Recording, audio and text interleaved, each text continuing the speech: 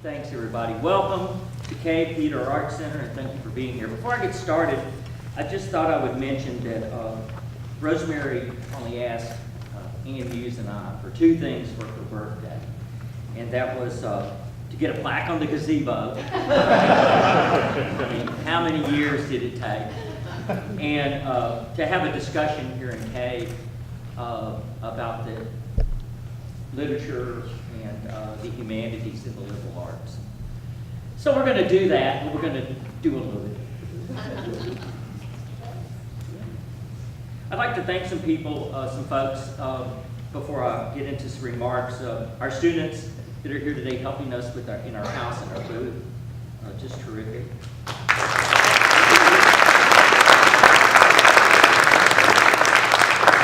And I'd like to thank Brandon Smith, our technical director, for all his contribution to this program.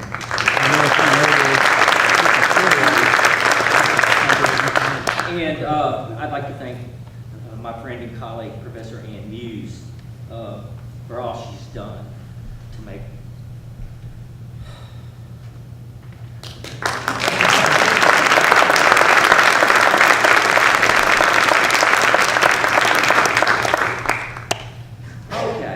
So this is a special day.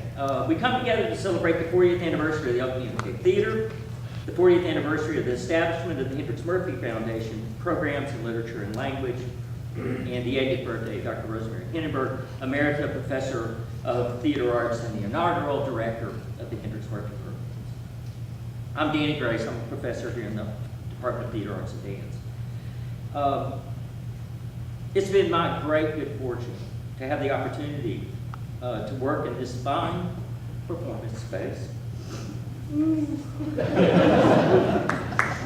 Brunswick Circus eyeglass cleaner. Since 1985, when my friend and mentor, Frank Rowland, decided to move on to other challenges. It was Frank and Dr. Henenberg, who is the result of over 25 years of hard work by faculty and students as they pursued a peripatetic existence between Staples and Reeves, brought Cabe into this world. In the early 70s, Dean Francis Christie and Rosemary had talked about the need for a real home for the department. Dean Christie said he thought he could get the funding. When Frank came on board in the fall of 1975, it would take only 2 years and a mere $950,000 for Cabe to open its doors for the first time. A remounting of Crystal Forest, an original musical based on Goldoni's The King's Stag, would be the first show. Only $950,000. What would this facility cost today? Unbelievable. Frank and Rosemary didn't get everything they wanted for that $950,000, but as you can see today, they did secure a home for the Hendrix players that has stood the test of time. No more wondering. We have a home. Credit must be given to Hendrix presidents Roy Schilling, Joe Hatcher, Ann Dye, Tim Cloyd, and Bill Sasui for understanding that a facility as complex and sophisticated as Cabe requires continual upgrade and refurbishing. We opened as the finest performing arts center in the South, and I'm happy to say we maintain our stature today, having this summer enjoyed a resurfacing of our floor, a repainting of the entire interior, and a very deep clean.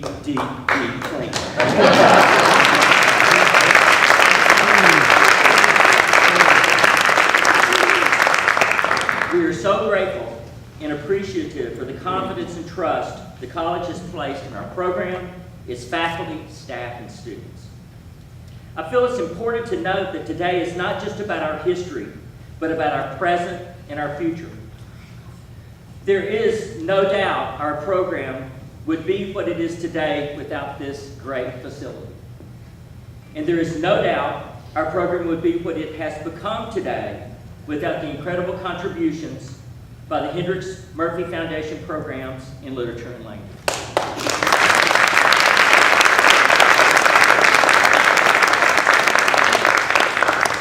Hendrix-Murphy flagship programs, Murphy Visiting Director, the annual playwriting contest, Playwrights Theater, and 2 commissioned world premiere plays bear testament to that exceptional partnership. And there's no doubt the Department of Theater Arts and Dance could be what it has become today without Dr. Rosemary Henenberg.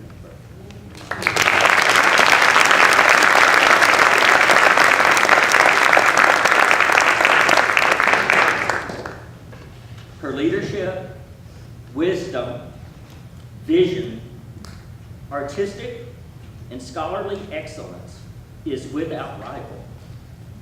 Dr. Henenberg, on behalf of all of us who have benefited from your teaching and mentoring, and for me, great patience, and those of us who have had the privilege to work and collaborate with you, thank you and happy birthday.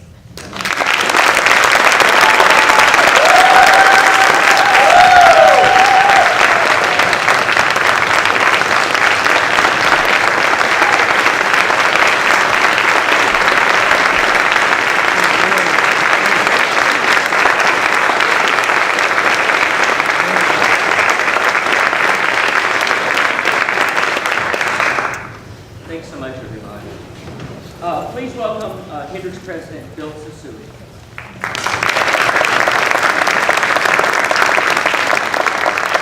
Well, good afternoon and welcome to you all. It is a real honor and a pleasure to be with you today for an unusual but wonderful triple birthday celebration. I am particularly pleased to see so many people here today because we are going to need you all when we pick up Cabe Theater and take it out to throw in the fountain. We are also going to need you all to hold fire extinguishers when we light the 160 candles on the 3-layer cake.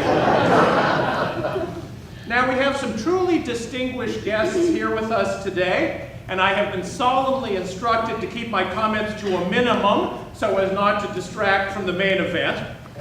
And I want to thank them sincerely for joining us at this event. I also want to thank all the people who worked so hard to bring today together, from the Theater Arts Department, the Hendrix-Murphy Foundation, and truly from across campus. It is really a joy for us to have this opportunity to gather together to celebrate the long heritage and ongoing vitality of theatrical performance, literature and language, exceptional teaching and leadership, and cherished colleagues here at Hendrix.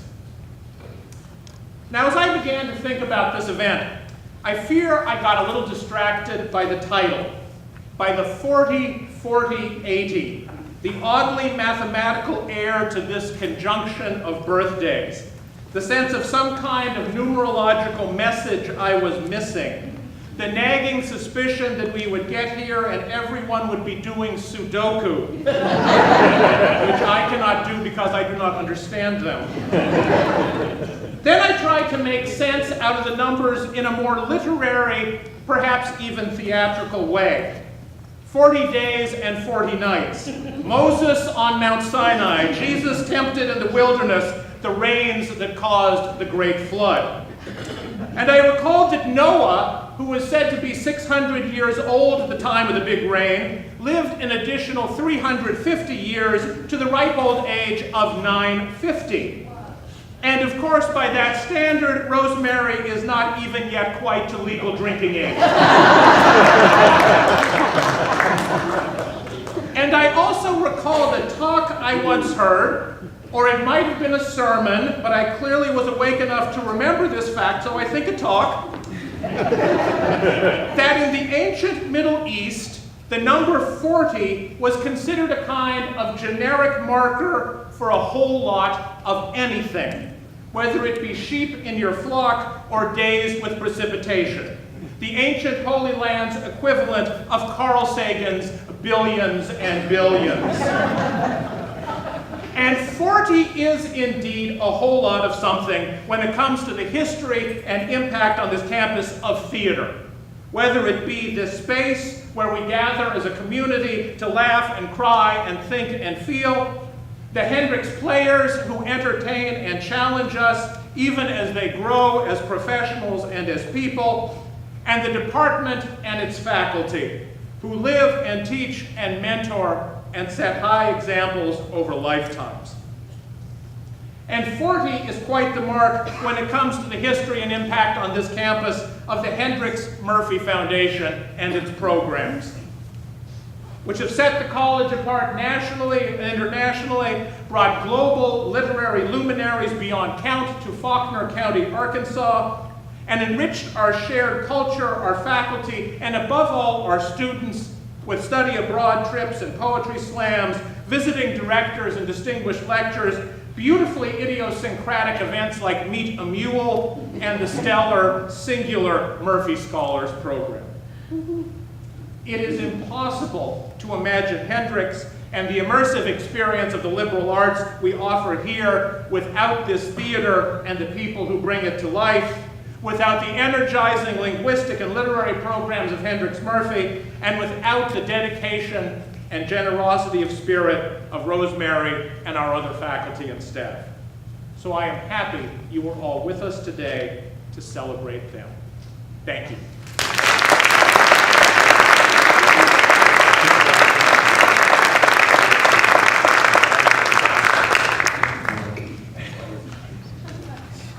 I'd like to bring Director of Hendrix-Murphy Programs, Hope Coulter, up.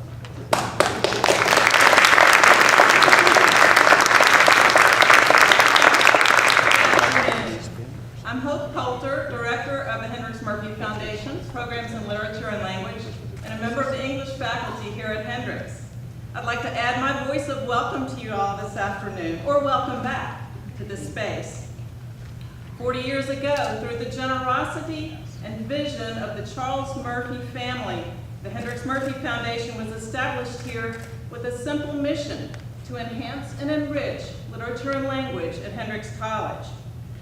For 4 decades, it's been doing just that, by sending students away for great experiences in literature and language in other places, by supporting faculty-led initiatives from book discussion groups to the Kafka dinner to the haiku hike, and yes, by underwriting many programs in drama and theater, including the annual playwriting contest for students and alumni, Playwrights Theater, our 6-week visiting theater director residency, and playwriting courses by the talented Werner Trishman.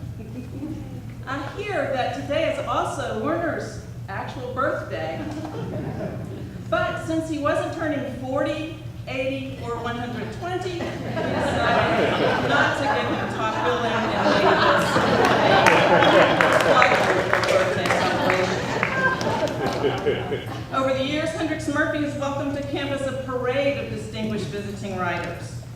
1 Nobel Prize winner, 2 times, 9 U.S. Poets Laureate, 10 National Book Award winners, 16 Pulitzer Prize winners, not bad company to be in, and more American Academy of Arts and Letters Award winners than you can shake a stick at. These programs have flourished due to the care, hard work, and enthusiasm of many beloved campus leaders, several of whom are here today, including Rosemary Henenberg, Alice Himes, Chuck Chappell, John Churchill, Nell Doyle, David Sutherland, and lots of others. Students, faculty, staff, and friends of Hendrix have benefited enormously from these programs, both as individuals and as members of a community that's so vastly enlivened and invigorated by them. In a little while, when we're visiting over cake and punch, I'd like to hear what your favorite Hendrix-Murphy memories are. But please use your discretion. Do not tell me what you did at Birkbeck or on top of William Faulkner's grave. I'm not sure that the statute of limitations has run. 3 years ago, the Foundation developed a new initiative, a core program designed to make our curricular impact deeper and more intensive. This is the Murphy Scholars Program in Literature and Language, by which a select group of students from all majors receives additional structured support pursue their passions in theater, writing, reading, and language study. There are currently 45 Murphy Scholars in the program, and next month we will induct 30 more. At capacity, there will be 90 in the program at all times. Meanwhile, we continue to provide our general programming to the whole campus and community. This year, to mark our birthday, we have a banner lineup of guest writers and activities. I hope you all come back and enjoy these. The playwright Tony Kushner, who will be visiting in April, reminds us that art can help change people, who then decide to change their own lives, change their neighborhood, their community, their society, the world.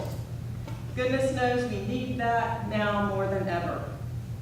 Thank you for coming. Happy birthday, Dr. Henenberg, Cabe, and Hendrix-Murphy. And now, on with the show.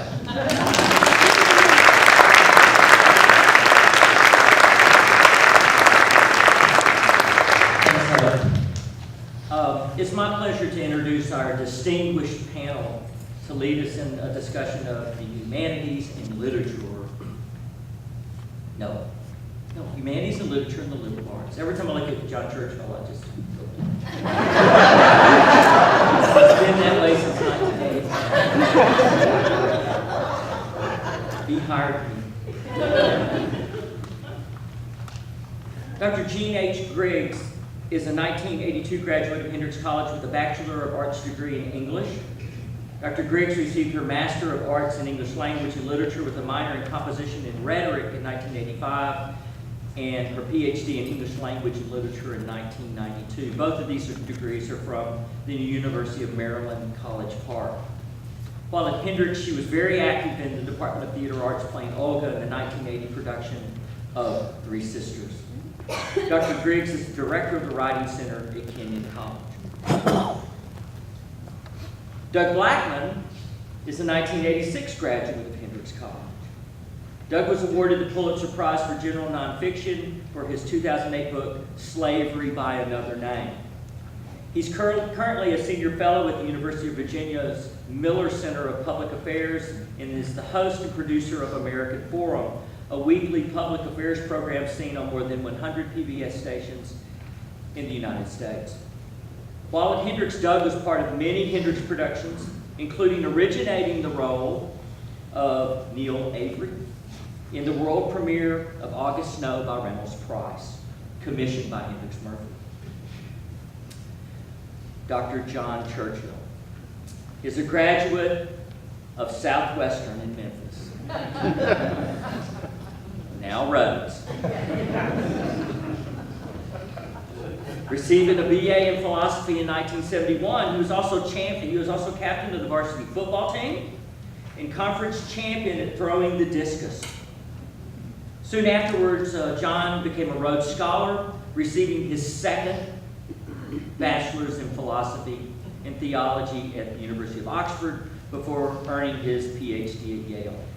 He joined the Department of Philosophy at Hendrix College in 1977, just missing me, going on to become Vice President for Academic Affairs and twice interim president. A lifelong supporter of the liberal arts, John was ratified as Secretary of Phi Beta Kappa Society in December 2001, a position he held until his retirement in May 2016. I invite you guys to come up to the stage.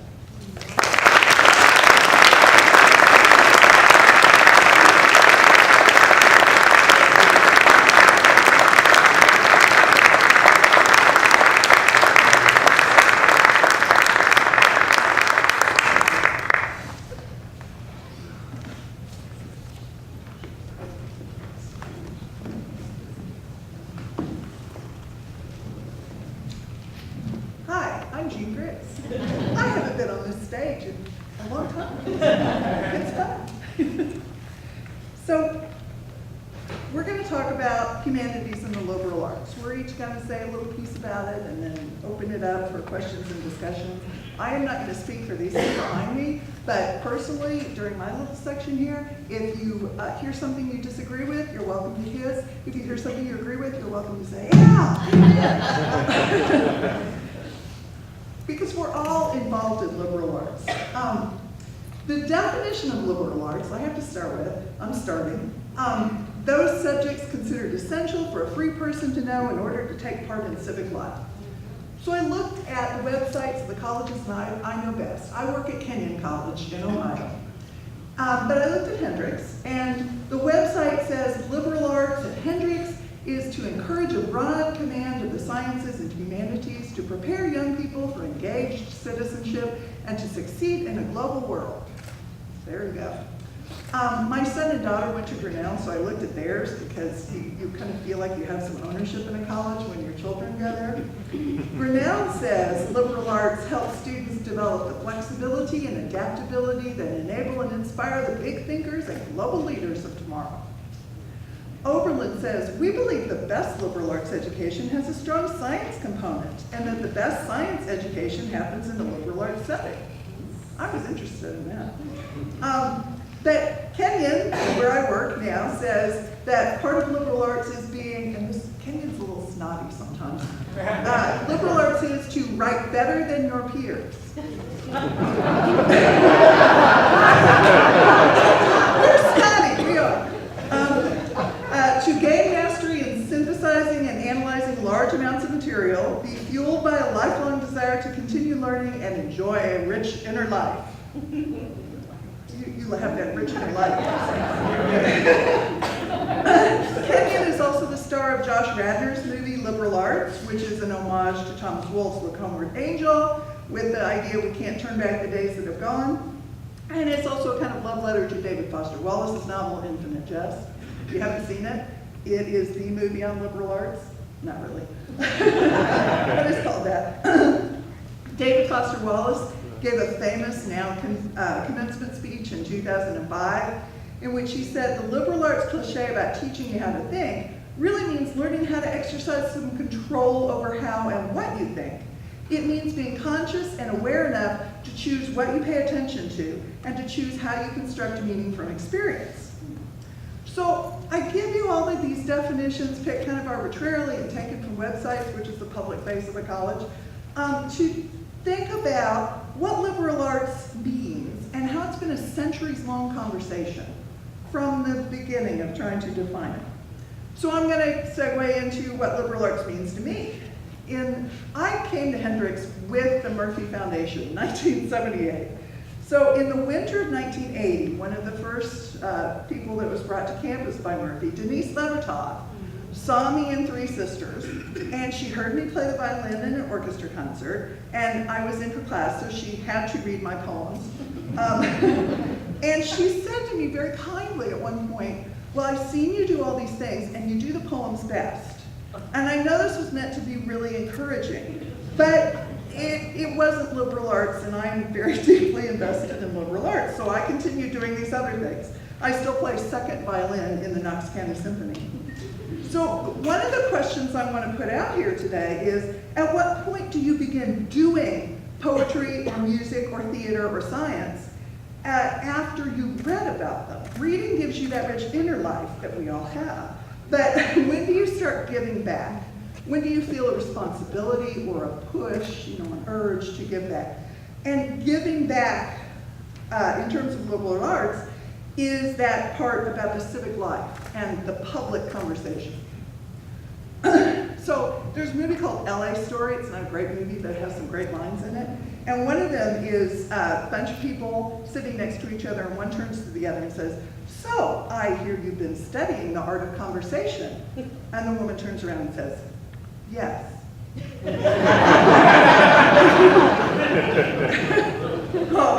The kind of conversation that liberal arts teaches us is, I think, I'm going to characterize it this way, students learn about fields outside their major in order to become educated citizens. And God knows we need more educated citizens in this country at this time.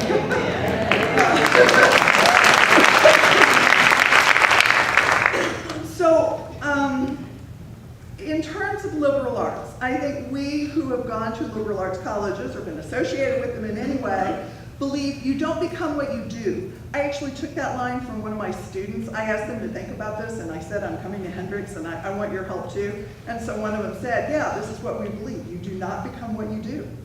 People don't do only one thing. We in the liberal arts take time for introspection and making connections and some feeding and caring for our emotional life. We try to care about other people, and I think of this in terms of Martin Luther King Jr.'s speech, Loving Your Enemies, where he defines agape in terms of just having some fellow feeling for another human. So yeah, we can sneer about the fact that we need more educated citizens, but we have to understand them, and not just by reading Hillbilly Elegy. And one of the ways that the people that I care about who graduated from Hendrix try to do this is we have what I'm going to call long-term conversations. So I married someone from Hendrix, Ron Griggs. My friends Ben and Carol Schumacher also teach at Kenyon, which is why Ron and I are there. My friends Valerie and John Merrill, and Phyllis Jankowski, and well, her name was Phyllis Dunn when she was here. Brian Clark and Miriam Hendrix was her name when she was here, now it's blocked. We go to the beach every other year and we vacation together, and we have these things I'm going to call long conversations. We often try to refine our ideas. You know, we test them out on each other, and then we take them out into whatever walks of life, and we're in wildly different walks of life. And we hold up the banner for missing perspectives, often in terms of whoever's missing. If Valerie and John can't come to the beach one year, we'll be like, oh yeah, I know what John would say about this. So I think that that is an illustration. That's like the toolbox of the liberal arts. Each different discipline is a lens through which we see. Carol has taught me a lot over the years about math, you know, showing you what have you not proven. So, and Carol and I also talk about teaching writing and teaching, especially first year level math classes. She teaches the Moore method, which is learner-centered, and I'm a big advocate of Peter Elbow, who taught, it's also learner-centered, I'll just sum it up that way. And basically, just to use an analogy I'm hoping a lot of you know, Miss Frizzle in the Magic School Bus says basically what Peter Elbow and the Moore method say, which is take chances, make mistakes, get messy. So we often, you know, in these conversations, and I think in general conversations like we're having right now, I mean, you are going to get a chance to talk, we use literature as a lens. So it's kind of like Mrs. Who in A Wrinkle in Time. Her quotes, I mean, they're fun, but they also show the children that they're part of an ongoing cultural project. So liberal arts is a conversation that becomes a cultural project when it's done right. And literature shows us how to use what we know, hopefully to improve the world. And I, in particular, use literature as a kind of shorthand for expressing complicated ideas and feelings. I'll say, oh, that's like this thing. So when I look into my kids' empty rooms, for example, I think of the Philip Larkin poem, Home is So Sad. Because you look in there as you go by and they've just left for college or whatever they're leaving for. And I think home is so sad. It stays as it was left, shaped to the comfort of the last to go. So that's a kind of shorthand. But also, I want to say a word about Wallace Stevens, because Dr. Crowder, when I was here, taught me to love Wallace Stevens, which is a job. that poetry and literature can offer an image for every occasion. In The Man on the Dump, Stevens says, the dump is full of images. So an image that I just read about really recently is in a novel called Days Without End by Sebastian Barry. And I read it just before the Hurricane Harvey hit Texas. And here's the quotation. Thousands die everywhere, always. The world don't care much, it just don't mind much. That's what I notice about it. There's that great wailing and distress, and then the pacifying waters close over everything. That was kind of eerie. But, so we get reminders and we get previews. We can learn from history by feeling it with these characters. We can pass that on. One of the things that I've always passed on in the Writing Center with my students, I have a meta job. I teach people how to teach writing. So, but I always quote Douglas Adams, and often this bit from The Hitchhiker's Guide to the Galaxy. When somebody gets frustrated about something, and especially again about the state of the world, I want to say, the chances of finding out what's really going on in the universe are so remote, the only thing to do is hang the sense of it and keep yourself occupied. Or in terms of preview, Dinner at the Homesick Restaurant has a bit where the mother, Pearl Tull, is really upset because her baby got sick, and she tells her husband they have to have another baby right away. And then when she loved that baby, she said, oh, we have to have another. And there's this moment where she says this, but it's the novel's narrator that's seeing the irony. What she had now was not one loss to fear, but 3. Still, she thought, it had seemed a good idea once upon a time. Spare children, like spare tires. What it feels like to have children. You can read about that before you have children. And some of these, I think, do become more than just a quote. They become a code. So there's a novel called Station 11 by Emily, I'm not sure if I'm saying this right, Emily St. John Mandel. I don't know if she's British enough to say St. John.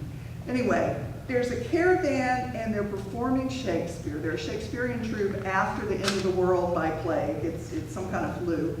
And the motto that's painted on their caravan is, survival is insufficient. But this winter, I saw that quoted on a sign held by a Kenyan student who was protesting cuts to the National Endowment for the Arts. And I asked her if she was quoting Station 11, and she said yes. So it was like a code. So when we've performed a play, when we've done a play, the lines sometimes become our lines. I'll bet all of you have done this if you're sitting in this theater. When we did Early Dark, there was one line, we quote more than one line from Early Dark, but every once in a while, at least once a year, Ron looks at me and he says, it gets dark early now. My son got interested in Russian literature, and he's been to St. Petersburg where he spent a semester. He spent all summer in Siberia, and every time he goes away, I say one of the, it's not actually a direct quote, I looked it up, but I say this line, which I think is from Three Sisters, I've always wanted to go to Moscow. So with plays, we reference a group experience because other people have seen the play, not just the audience that's in the theater the night you go to see. In London, when my parents always joked we were always seeing at least one palace and one cathedral every day. The last time we went, we made time to see a matinee of Hilary Mantel's Wolf Hall and then an evening performance of Bring Up the Bodies. So as I was thinking about this, I thought, we left out a palace that day, we went to see plays, so we were seeing palaces out of paragraphs. It's a Hamilton quote. So rather than touring Blenheim, we saw the fiction. It was great, by the way. We got to see Hamilton already in Chicago, and that was the most responsive audience I've ever been with, because these were people who literally camped out on, my brother camped out on the sidewalk to get our tickets. Later this month, we're going to Niagara on the Lake with Brian Clark, and we're going to see The Madness of King George III. And I'm bringing up all these examples because I think I'm thinking about connecting emotionally to historical figures and talking about ideas about history with other people. And the thing about you remember history so you're not doomed to repeat it. Theater sometimes is experiential learning. We connect the ideas to our own experience. And Barbara Kingsolver in Animal Dreams has one of my favorite lines of all time. If you want sweet dreams, you've got to live a sweet life. So you've got to see a lot of, well, I'm not going to go on with that. I'm going to give you my second Barbara Kingsolver quote from The Bean Trees. My friend Carol Schumacher again and I have said this so many times in our life. It's like the best quotation ever for any occasion. The only really safe way to eat potato salad is with your head in the refrigerator. There's a line from literature for almost any experience, and the thing about humanities is that it gives you that connection to a bit of everything.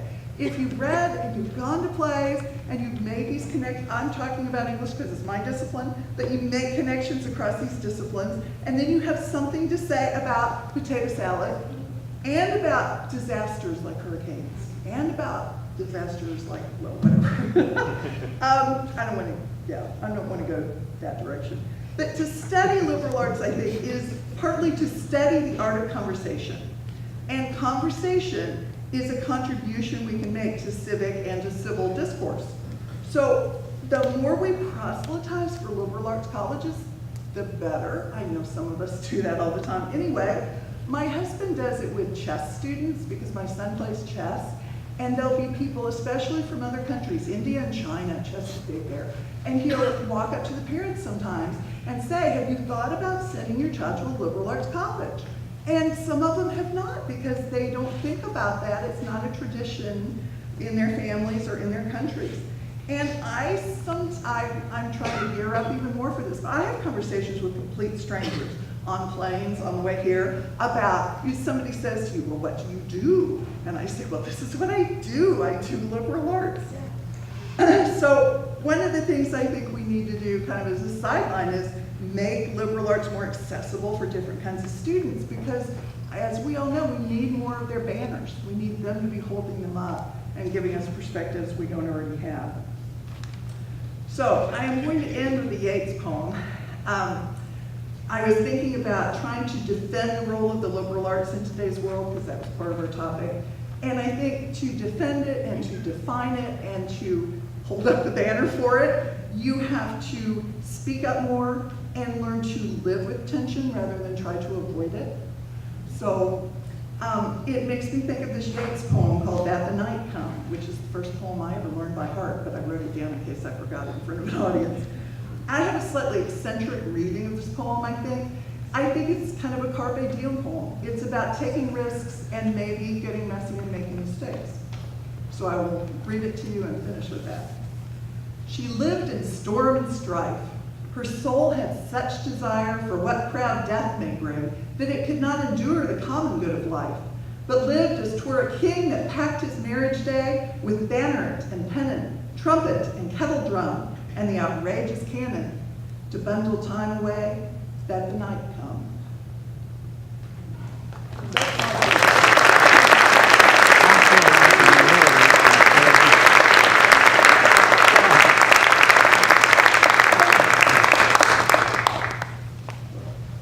It's great to be back here. Lovely to have the opportunity to express my appreciation to Dr. Henenberg and the Murphy program and to Hendrix as well. Before I talk about the humanities for a minute, though, I have an obligation thrust upon me by another Hendrix alum with a note that I got this morning asking if I would, this is cheating, but asking if I would pass along some words. And so I'll read very quickly. Dear Rosemary, I'm so sorry that I can't be there to celebrate with you this weekend. I would love nothing more than to be sitting in Cabe Theater right now, listening to others share their memories of that special place and the priceless experience of having you as a teacher, director, inspiration, and guide. And of course, like any decent theater, I'm certain the place is awash with those many friendly ghosts and countless characters of plays past who share those same sentiments. But the wonderful, surprising truth is that I can't be there with you today because I am, in fact, working in the very profession that you so ably began preparing me for 40 years ago. And in this famously unpredictable, haphazard, maddening profession, I will forever be indebted to you for the senses of truth, groundedness, and honor that you encouraged in me as an actor. Today, I still very much use those tools that you gave me when I first stepped out onto the boards of Cabe so many years ago. Thank you so much for all you taught me as a student and gave me as a person and an artist. And I join with everyone else present in wishing you the very happiest of birthdays and send you all my love and my deep gratitude. Best, Bill Ragsdale, class of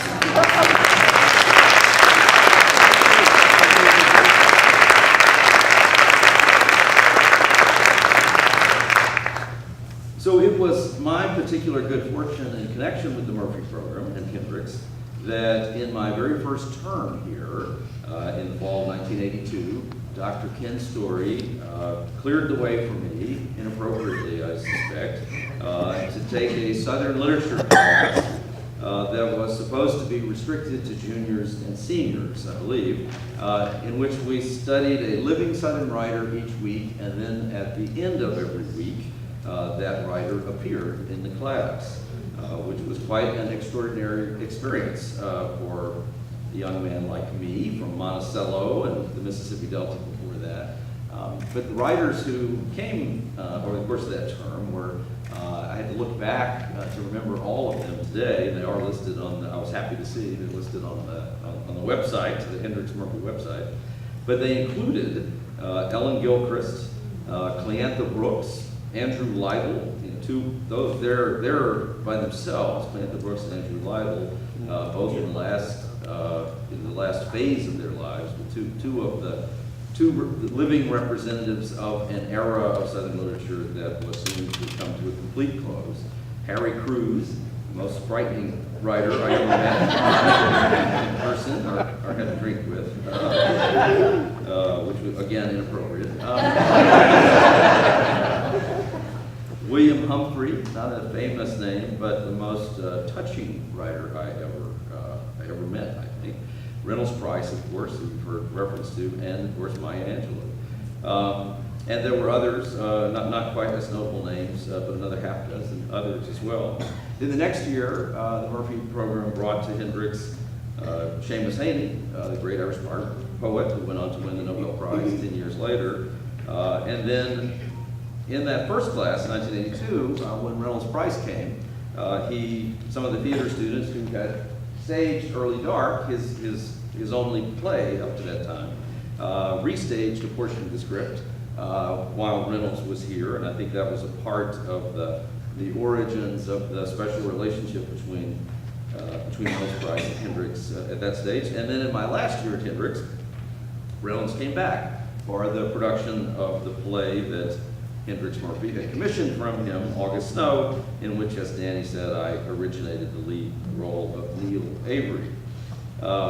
In the meantime, through those years, I was busy in other ways too. I directed a play or two, including the first play by my friend Mark Trishman, I think over there off to the left, in a production that was also, I think, the beginning, the origination of the what we call the Playwright Circle Theater. I think now somewhat has a slightly different name, but that performed last night in this year's iteration of it. And I edited the student newspaper for a couple of years. I worked in the middle of the night at Miss Ann's Pancakes as an intern. I did color basketball commentary for the secondary radio station in Conway, WCON, and did other things I could to antagonize the president of the college at that time, and Dean John Churchill as well. I do recall, as I was passing through the line at my graduation, that John shook my hand, and I was wearing my Order of Linen pin on my gown because I didn't have any academic honors, so I awarded myself a couple. And John shook my hand, and I distinctly recall him saying to me, something along the lines of, "Doug, your presence at Hendrix has been a good thing."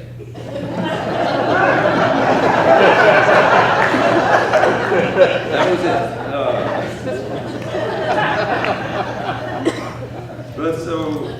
But through all of that, all of those different engagements, and in particular through the programs that the Murphy program introduced me to, and I don't want to pretend that I was too much of a rube from out in the country, but I was a young man who had grown up in a little town in Mississippi. My parents, my mother's here today, were the first in their families to go to college. And then we had ended up in Arkansas, in Monticello, where I finished high school, and to encounter these creative forces, and in the context of the conversation that Hendrix built around them, most importantly, Dr. Henenberg, in my experience, through all of that, I did begin to gather an appreciation of something that I think is instinctive to all of us, but that is not always easy to articulate. And that is the central idea of the humanities, which, as I say, is obvious, and that is simply the importance of understanding the human experience and the humanity of all people. As the years went by, much of my career as a writer and an observer of human society has been best known in terms of exploring the consequences of denying the humanity of other human beings. That is really the theme that I have pursued, the consequences of that as a writer and now as a filmmaker, I hope. But also, in the course of that, it began at Hendrix. I think I fully realized it later in this study of the humanities. a notion that I began to teach to other writers and reporters who worked for me over the years, the Wall Street Journal and other places. And that was this notion that not just that there is humanity shared by all of us, but that in fact every human life is epic. It's not simply that we share humanity, but that there is an epic dimension to every single life. Writers tend to think, artists oftentimes seem to have had a great skill at identifying an epic life or an epic moment. But in reality, I think what the humanities convey to us is that every single human life is epic. And the job of the artist, the job of the observer, the job of the person trying to understand human society is in fact to develop a capacity to see the epic dimension of every human life. Now that may sound a little bit cliched, a little kumbaya, in terms of that's the soft power of the humanities. But I also learned in the course of trying to find that epic dimension in human lives that the hard power of the humanities, the rigorous power of the humanities, is that there are ways through the way that we examine the humanities that we explore human endeavor and we make discoveries about human endeavor, conclusions about that work of human beings that are not purely mathematical, but that are essential. One of the things we discover is that some things are not that great. Just not. We discover that a lot of humanities work is really just not that great. And you have to understand what is not that great. You have to be willing to see where we fail to capture the epic of a human life, the epic nature of it. Where we fail to do that is how we come to fully appreciate the moments in which we do capture that. And so one of the other things that came through to me in powerful ways when I was a student and encountering the Murphy programs was Frank Rowland, who's been mentioned here before, who when I arrived at Hendrix was Dr. Henenberg's partner in the theater program. But his harsh critique of student writings and student efforts at playwriting, his demand that students recognize the facile nature of so much of what we were writing, and how often when we deviated toward these simplistic notions of the shared humanity of all people, or the kumbaya version of humanities, how this was in fact an ineffective way of trying to understand the human existence. And Dr. Henenberg as well, in the way that when she directed the productions that so many of us were involved in, this insistence, this impatient insistence really, that the work be done, that the necessary work be done, and that it wasn't good enough that someone might be really smart or really glib or come along with some sort of born gift for standing on the stage. She understood, students never understand, that in fact it's a dime a dozen to have some version of any of those particular talents. So many people can in some fashion have their moment on the stage or their moment of observation, but that if you seek to fully realize the epic nature of human existence and share that with others, it requires a level of work and rigor and failure that many of us have no idea the degree of failure and work that's necessary to arrive at that understanding of the epic nature of human beings.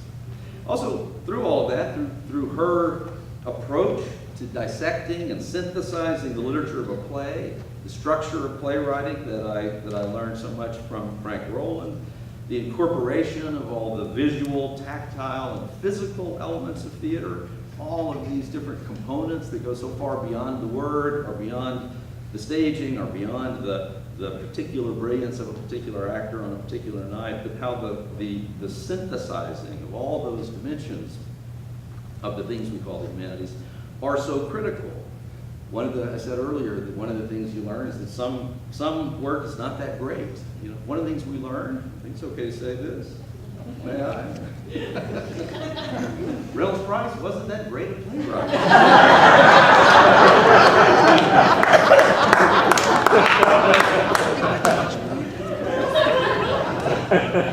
He was a lovely man and a genius of a writer, and wrote a play filled with ambition, but in the end, it was only through the staging of that play, the dismantling and reconstruction of that play, an intellectual process that involved a huge ensemble of people, including the performers who were part of it, and the director, and the people involved in the staging, and ultimately himself, and his ability, finally, after a lot of struggle, to in fact engage in a process that made that a production that was in the end remarkable, even though it began not as a particularly remarkable play. And so I learned through all of that, and I've learned through experience since, the importance of not just artistic and human comprehension, but in the execution and skill and tradecraft and discipline that must go into the discovery of the epic nature of humans and the display of that for others. I jotted down just a second ago, all of this I've just jotted down, and I can barely read any of it. But what I mean by the epic nature of these epic stories that I found myself over the course of what I can't believe is now a 30-year career writing, it is in these tiny stories that the most epic dimensions of human life become apparent. The story of a little boy in a housing project whose name has never been heard before and probably will never be heard again, but who is killed playing with the gun that he found on the stoop of his porch left behind by someone involved in selling drugs. The story of a woman digging potatoes at the East German border in the week after the Berlin Wall has fallen. The story, one of the most gripping I ever had anything to do with, but the story of a completely obscure man forced, as the floodwaters were rising in New Orleans in the midst of Katrina, forced to make a choice whether to save his invalid mother or her sister as they were engulfed by the flood. The story of a Croatian woman returning to her family's home after it had been occupied by a Serb family and Serb soldiers for 3 or 4 years in the midst of the Yugoslav Civil War, and a woman and her husband returning to this ancient stone house and then arguing, unable to resolve, but arguing whether the crucifix left behind by the Serbs was a Serbian Orthodox crucifix or a Catholic one. That's an epic moment of human existence.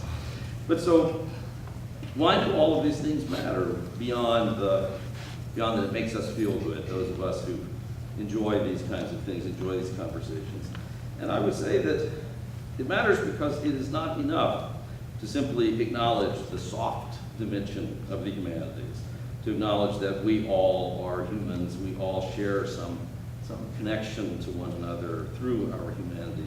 That's actually not quite enough. But we have to begin with that in order to understand why it is that all people deserve fair treatment in our lives, that all people deserve to be able to choose whom they love, all people deserve a just society. We have to appreciate the epic dimension of all human lives to position ourselves to be able to defend those things and to defend democracy. Democracy is, in fact, the ultimate expression of humanistic values and human aspiration.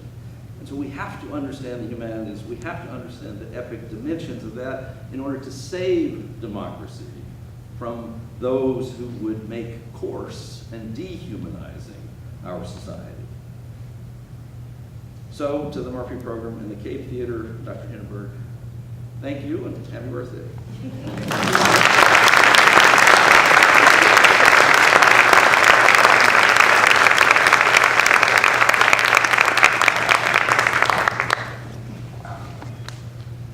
Well, it's with an unexpected emotion that I come to the lectern. Pride. I don't know that I can say that I had any particular role, Jeannie, Doug, in y'all's education here,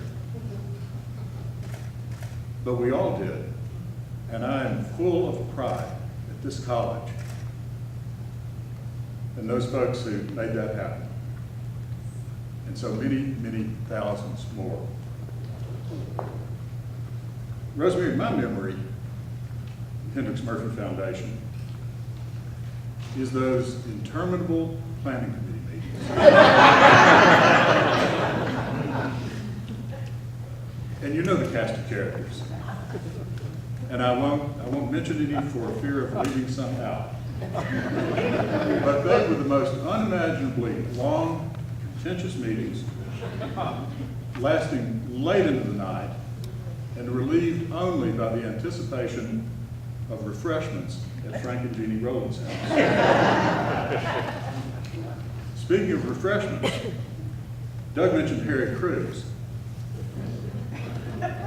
One night at a party at Ken Story's house, Cruz was this big, rough-hewn Floridian from the Georgia line. He was there in a t-shirt. He had a hinge, notice on his right arm, had a hinge tattooed on the inside of his right elbow. So I asked him about it. He said, yeah, I already don't know. I went to Alaska without it. It was there when I got back. So draw what conclusions you will. My few minutes here is going to be about deliberation. 5 minutes ago, we staged about a dozen and a half discussions around the country in settings just exactly like this, with people just exactly like you. And we asked them, what's of lasting value in liberal arts education?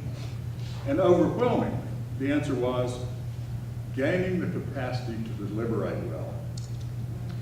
So I've been worrying for the better part of a decade, how do people deliberate? What is deliberation? And as a sort of guiding mantra over my remarks, I'm going to give you a line from Matthew Beavis, who wrote an article on a bunch of books about Lewis Carroll called "I Can Buy Anything I Want." And here's what Beavis said in the course of that article. The problem with rules is that you need to know when and how to apply them. And there's no rule for that. So, illustration. Some of you have washed your hair recently. You know, and there are instructions on the back of the shampoo bottle. One form of those instructions is wash, rinse, repeat. But sometimes they don't give you credit for knowing what wash means, so they say, wet hair, lather, rinse, repeat. Well, what else could go wrong? You might notice that on the second run through, it still says repeat. Somewhere out there, there's somebody in the shower. Been there for you. Well, anyway. This illustrates a very, very general principle about rules and recipes and rule-governed behavior in general. You can't make them fully explicit. You can't do it. What happens? Well, what happens if you try? You get into an infinite regress. Lewis Carroll's great short story, I guess it's a mathematical article, called What the Tortoise Said to Achilles, is an illustration of this. And I'll save you the ins and outs of it. But the tortoise wants Achilles to prove to him that if A then B and A then B. But you can't do it, because if you take the premise A and then what I just said, you need another premise to glue them together to get to B. And if you get that other premise, you need another one and another and another. This is a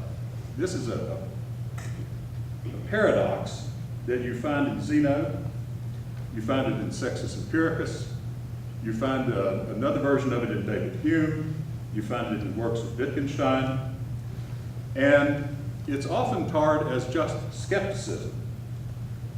Or somebody says, oh, well, that can't be right. So there must be an authority. There must be something like self-evidence, or there must be some supreme authority that guarantees logic. In fact, that's one of the conclusions, and it's not a conclusion, it's an ironic conclusion, in that Lewis Carroll article I was talking about.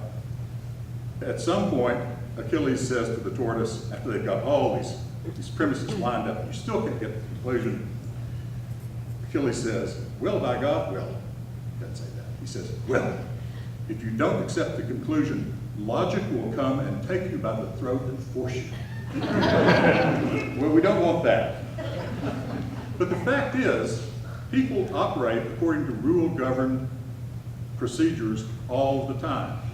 And there doesn't seem to be any problem about it most of the time. So how do we do that? Logic cannot show us how we do it. Well, part of how we do it is we get trained. We learn a language. And then, along the way, language engages our sentiments. It engages our reactions. It engages our capacities. David Hume, this great 18th century Scottish philosopher, and Wittgenstein were both very interested in aesthetics. Wittgenstein was lecturing on the foundations of logic in 1931 in Cambridge. And G.E. Moore, the famous philosopher, ethicist, came and listened in.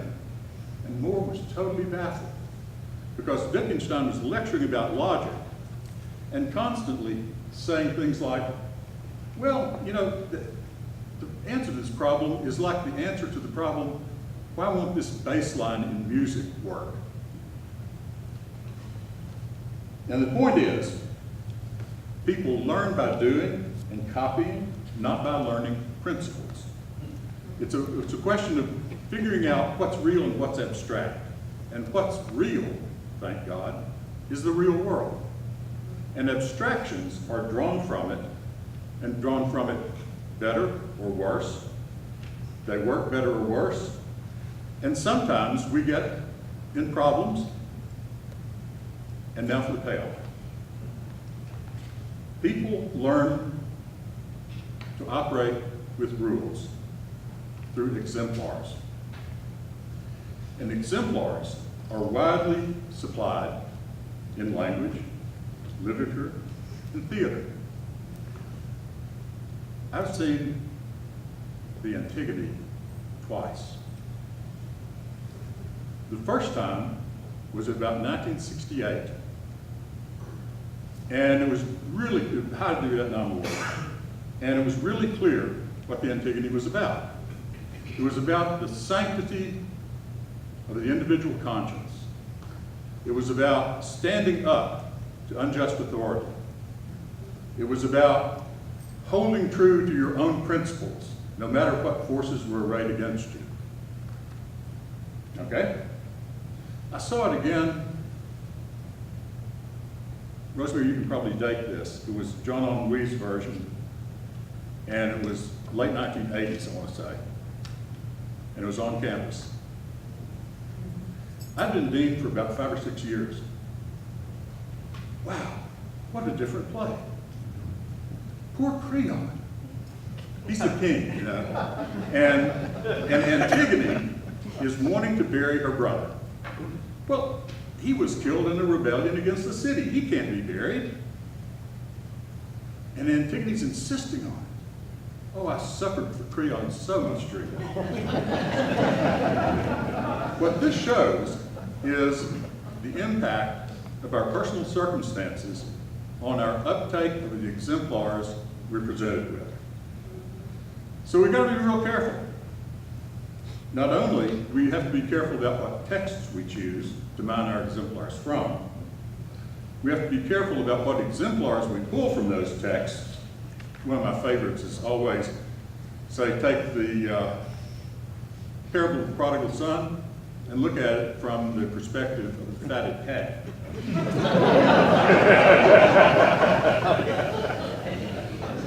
And we have to be careful to keep open questions about who's wicked and who's good. And all of those dimensions of openness require engagement, not just exposure, but indwelling of the different exemplars, and a realization that these are not instances, these are not examples, they're exemplars for us to internalize and for us to use to examine our own uptakes, so that engagement with the cast of characters we find in literature and in plays is a self-examination. It's an examination of the grounds of our uptake. It's an examination of the link between this character and conclusions that are to be drawn. Now, what do we need to give up? There's no place to stand. What do we gain? We learn to swim. I'm going to close with a parable that I've used here before. It's the ship captain in Joseph Conrad's Lord Jim. His name is Stein, and I'm just going to paraphrase it. What Stein says is, being born into the world is like falling into the sea. If you struggle to get out, you'll drown yourself. But if by the motion of your hands and feet, you can sustain yourself in this destructive element, you'll survive. The problem with rules is that you need to know when and how to apply them. And there's no rule for that, but there are exemplars. Thank you very much.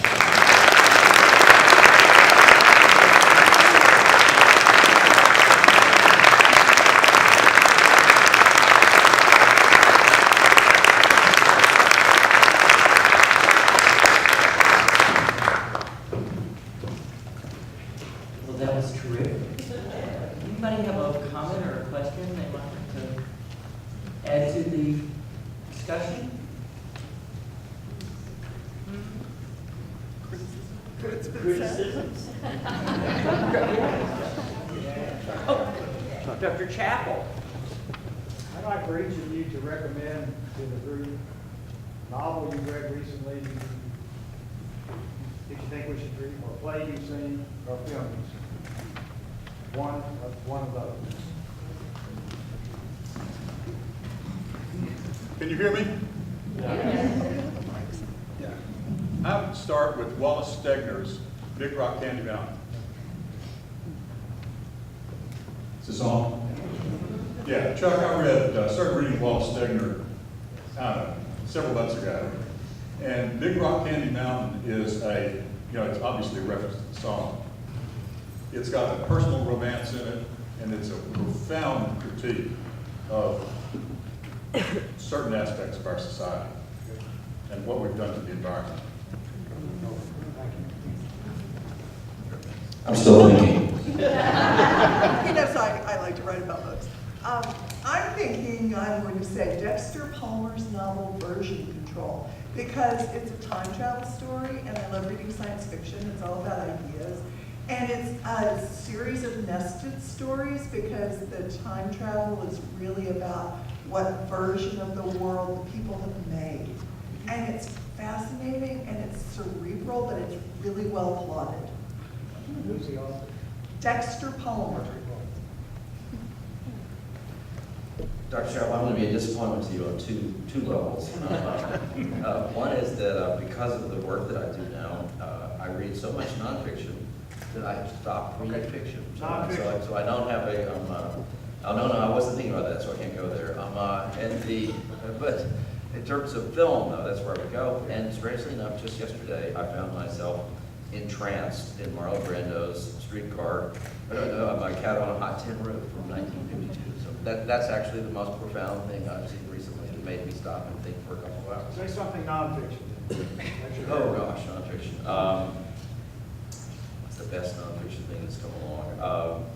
This is going to sound strange in this context, but the book called Black Flag by Joby Warwick that won the Pulitzer Prize for national reporting last year about the rise of ISIS.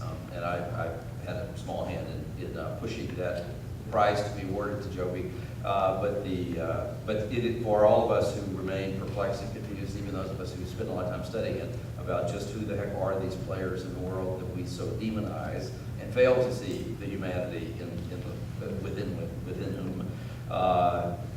That's a book that actually makes some cognizable sense of that particular crisis of humanity that we face.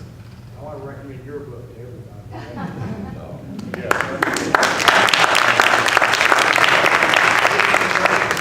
Tear you apart. That's in my opinion. I read the book. It's just wrenching. It's so powerful. Absolutely. Thank you very much. Take notes. Okay. Yep, go. Hi, thank you. I work with 16 and 18-year-olds currently. I was wondering,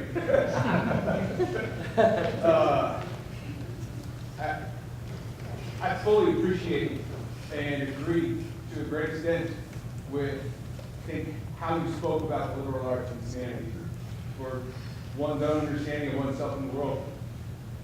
Can you translate that to a 16-year-old? In any meaningful way? Because I don't feel like I could make that, certainly not as eloquently as y'all, to those youth who are on the cusp of that deliberation.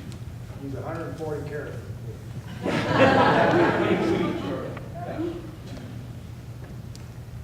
Well, that's a great pedagogical question. Aristotle said that you shouldn't try to teach people ethics until they were in their 30s. And as I got into my 30s, I began to understand what that meant.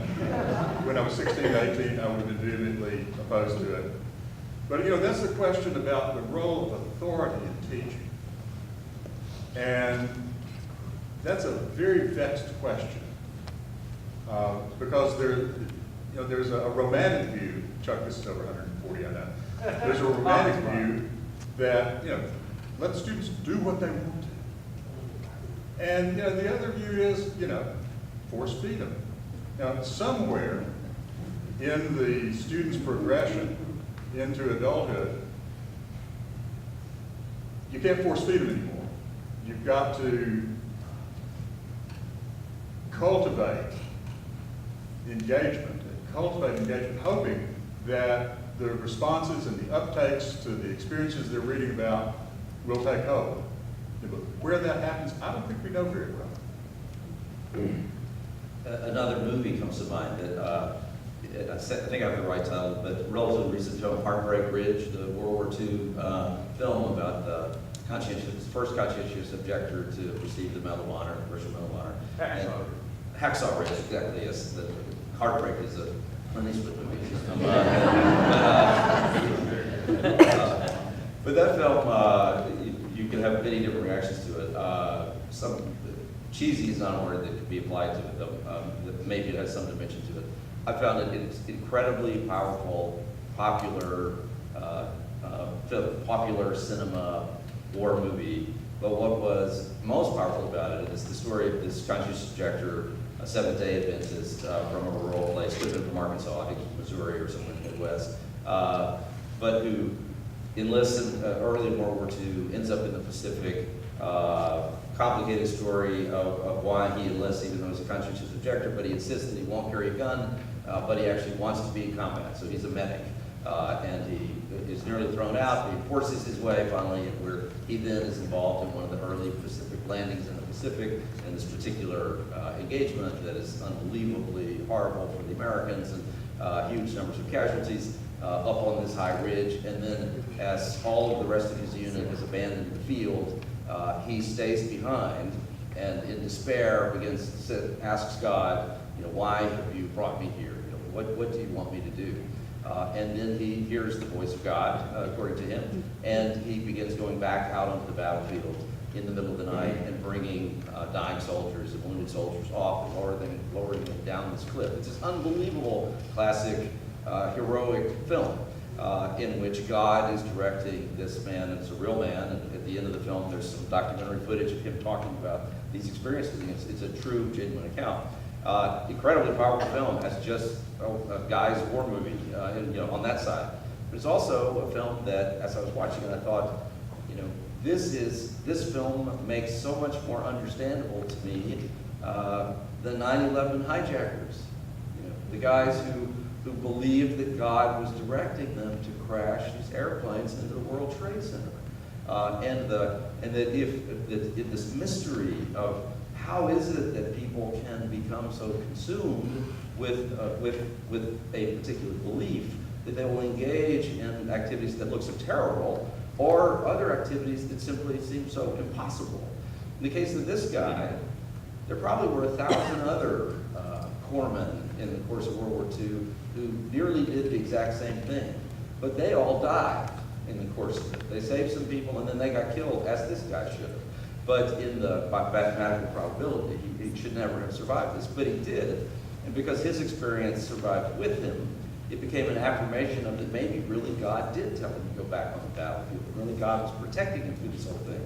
And if that makes sense to us in our Western civilization, then it actually makes sense to a lot of other people in other societies in the world, these things that sound so irrational to us, because we've got a different theology at work. And so, I think that's the kind of thing, that's still certainly not 140 characters, but in terms of a story, an epic human story of a very routine human being, as we all are ultimately, but who's engaged in the moment, then becomes epic. He happens to survive, happens to be noticed, and seems to affirm a core value of of Western values of Christian and a Christian-based society. But in reality, it's a story that I think it presented the right way to 16, 17, 18-year-olds, that when flipped on its head could be incredibly revelatory about the people on the other side who we want to see as demonic, animalistic, inhuman figures deserving only of God's wrath. And I have one closer to 140 characters. Having parented 2 children who go to liberal arts colleges, when they were 16, I tried to leave good books out around the house and leave them alone.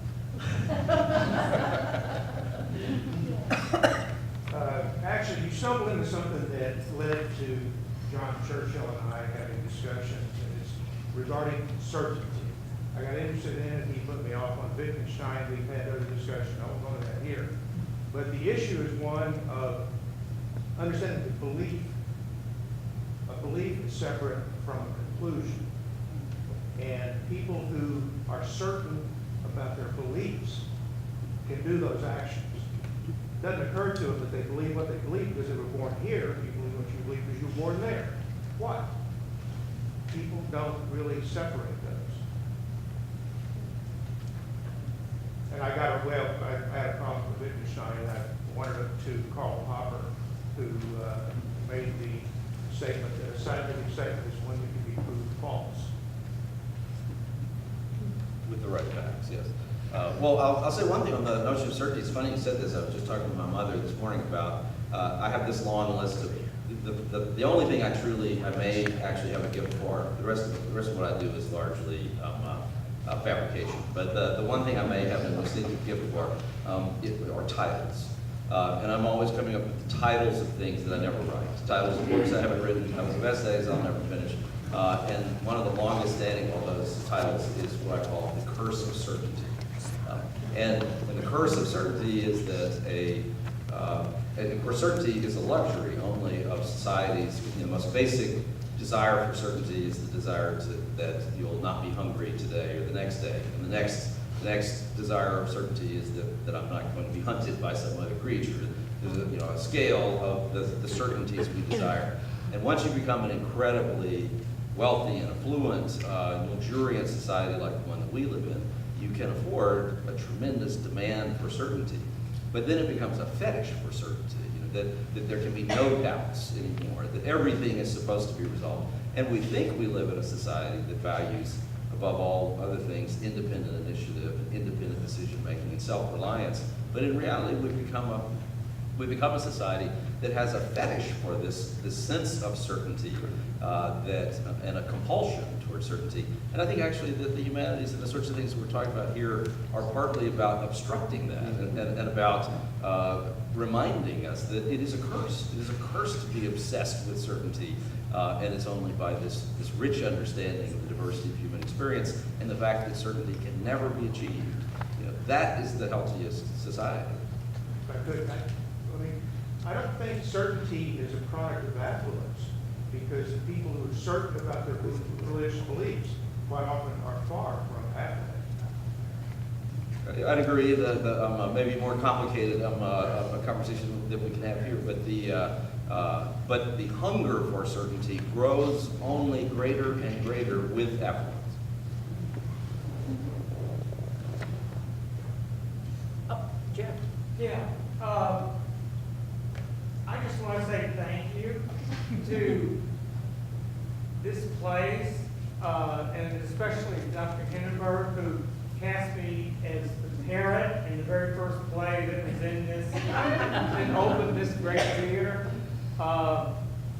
In the parrot suit that I would often wander off into the crowd because I couldn't see a thing, and people would push me back on, like a hockey game or something. And thanks to Danny and Ann, it looks like you did a good job. It's still a wonderful place. Thank you to the Murphy Foundation for bringing me back here and doing Readers Theater for the Playwriters thing, which reintroduced me to Jeff Jones, my old roommate, and play he did and the play I was with him with. Humanities, liberal arts. Here I was, a scrawny little 18-year-old kid. Rosemary passed me in Jabberwocky, where I ate a watch to get out of being drafted.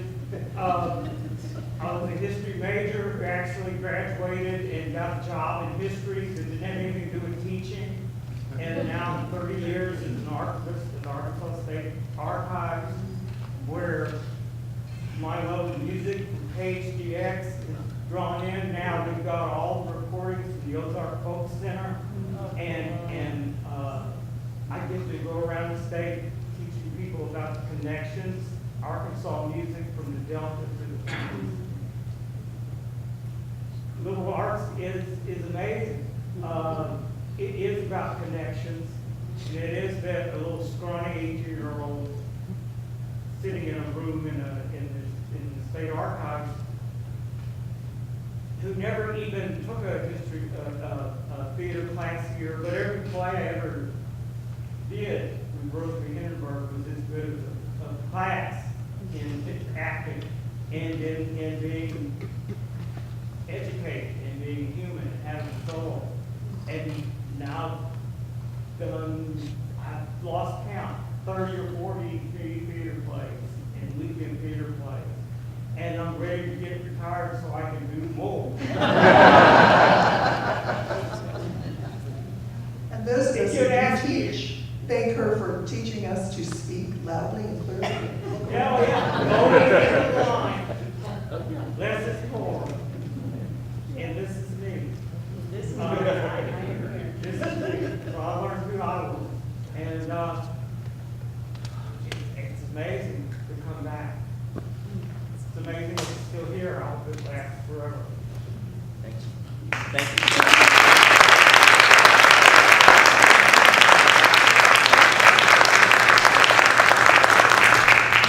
Well, we do have cake. We do. We have this fabulous cake up here, everybody. And so we want to thank our incredible panel. Thank you, guys.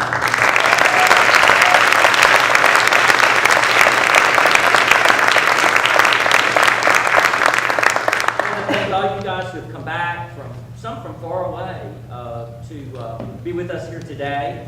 And maybe we can do it in another 40 years, 120. Yeah. Right? Yeah. And what we're going to do is go bring the lights up and invite you guys down. And Henrietta and the Murphy folks are we've got to kind of do some work on the cake to get it down to the cake. But please stay, visit with Rosemary. She said that if you want her to remember your name, put on a name tag. You did. I've been set up again. It's true. But thank you, everybody. Brandon, could you bring up the lights? And have some cake, everybody. Thank you.